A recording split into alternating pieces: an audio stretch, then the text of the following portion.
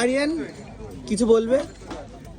যে ফার্স্ট আমি দেখিয়েছি, এটাই তোমার রিয়াকশন, আজকে তুমি গোবরে পড়বে।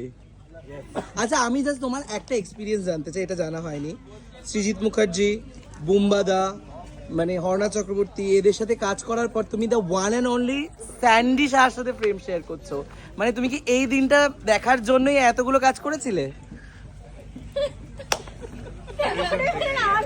এই যে আই থিঙ্ক মানে পুরো মোমেন্টটা আসে হচ্ছে এই যে আজকে এই যে পাপটা আমি করে ফেলেছি তার জন্যই আজকে এই গোবর। তো আমাদের সিনটা হচ্ছে গোবরের মধ্যে, এটা পাপ না, 7 জন্ম তপস্যা করে লোকে এটা করতে চায়। বলি কাকা কাকা আমাকে ভালো দেখতে না বলো? ভীষণ সুন্দর, হেমা মালিনীর মতো না?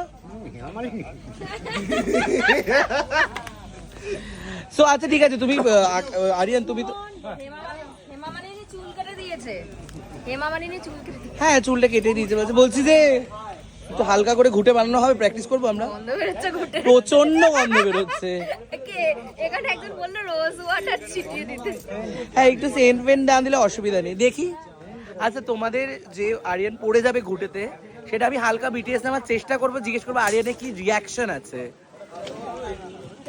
সান একটু একটা এক্সপ্রেশন দিয়ে এন্ডিং করবো, রাখবো না।